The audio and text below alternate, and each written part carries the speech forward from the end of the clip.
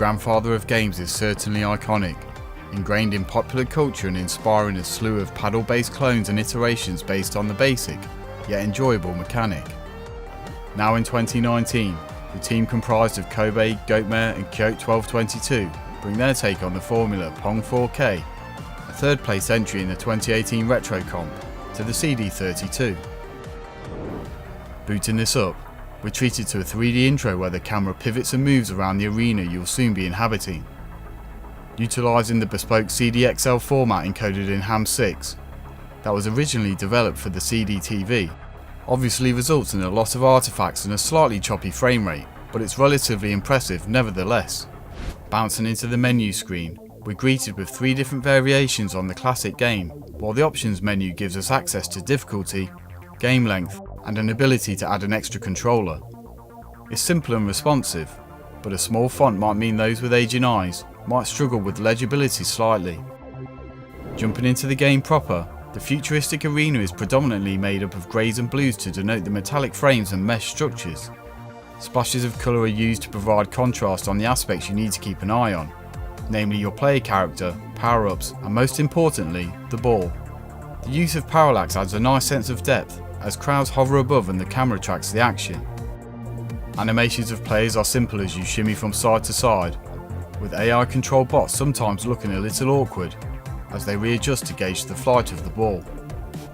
The in-game interface located at the bottom of the screen consisting of round time and score does feel a little small, but scores are flashed up on screen after each goal. While it's not pushing the AGA chipset hard, it's graphically competent with smooth scrolling and a steady frame rate. Complementing the futuristic aesthetic is an electronic score by Goatmare. The CD audio is well realised, whether that be the synthwave inspired in-game tune or the more Eurodance game over theme. It's suitably fitting, providing the game with vitality. Sound effects are proficient with some good use of dynamic panning that mimics the camera movement, and all in all, it's a well produced sonic package.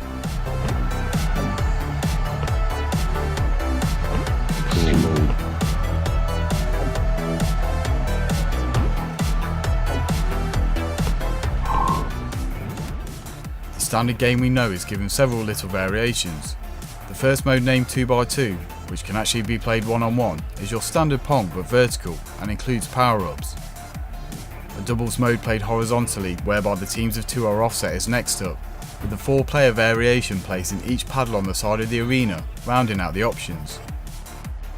The power-ups include freezes, slowdowns and blackouts, with a few dummy boxes thrown in for good measure.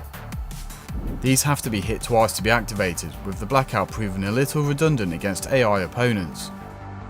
There's also a droid located in the centre of the play area that can help or hinder you. The doubles mode will test your reactions due to the closer proximity, but 4x4 is the most interesting inclusion. Its every man for himself approach could have potentially been a stroke of genius, but ends up feeling a bit like a war of attrition as you almost pass the ball to each other. Knocking one into the back of the goal will result in a deduction in that player's points, and if this happens to you, it can prove a little hard to recover from. The controls feel responsive and the jump mechanic, while a nice touch, doesn't have as much of an influence on gameplay as one would have hoped. Physics are solid and the AI consistent, proving to be a suitable challenge, but the overall pace of matches can feel a little pedestrian at times. Multiplayer is where the game really takes hold though, as arguments ensue over missed deflections and over-competitive natures rise to the surface. Pong 4K is a good take on the legendary game.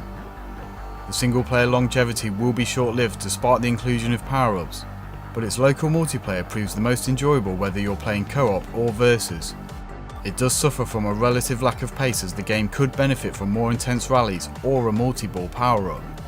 However, considering the price point and if played in short bursts, it provides a good excuse to start slapping some balls around.